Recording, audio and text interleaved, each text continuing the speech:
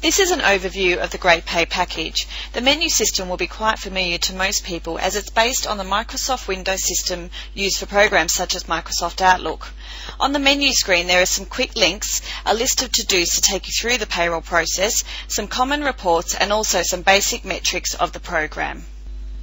The Outlook type menu system has a major menu section over here in the bottom left. And up the top of the screen there are subsections of each menu. Let's have a look at the employee information screen. Here we store basic employee information, some of which with a red asterisk is compulsory to fill in to create an employee on the system. The screen has some quick edit features. For example, to enter a new employment type, you just have to click on the hyperlink and the window will open for you to add a new employment type. A number of fields will have a note symbol beside them. Here you can click on the note and you have the opportunity to enter a free typed comment about the employee or the employment type, etc. Now you will see that the note symbol has changed to yellow, indicating that there is an entry in the note. We can also import or export employee data to Microsoft Excel. On the right hand side there are home addresses, work addresses, email and employment start date.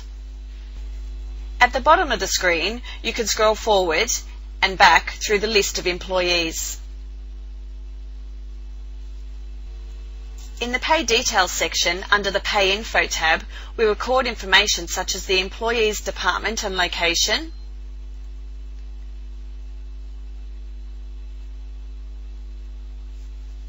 their salary details,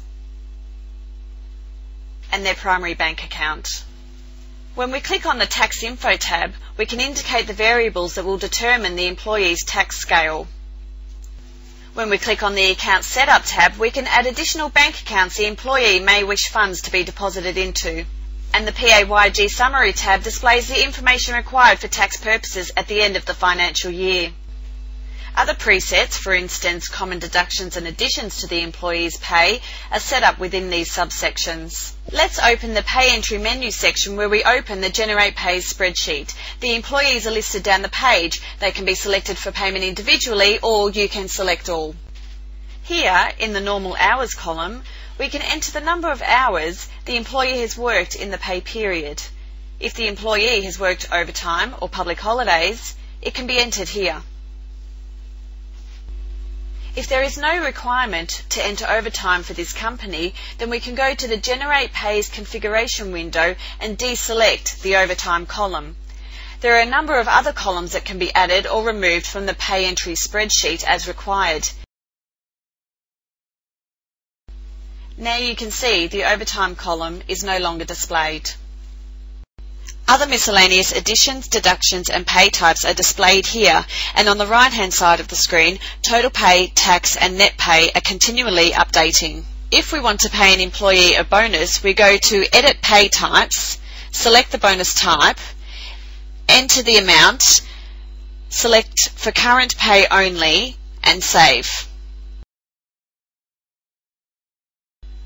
The bonus is added to the pay, and the totals and tax are adjusted.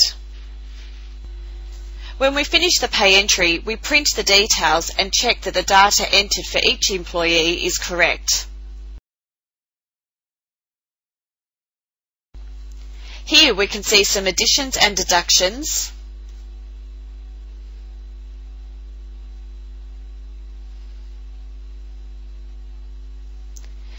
and total pays and tax on the right hand side, along with department totals.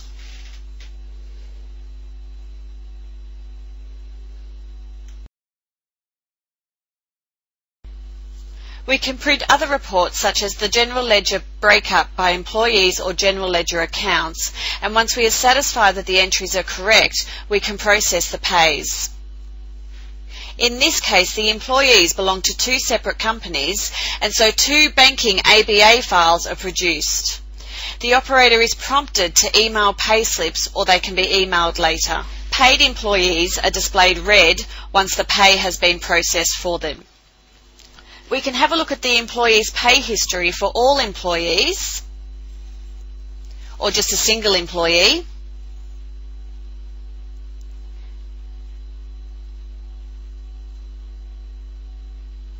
And we can have a look at the banking file with the employee bank account details that the pays will be deposited into.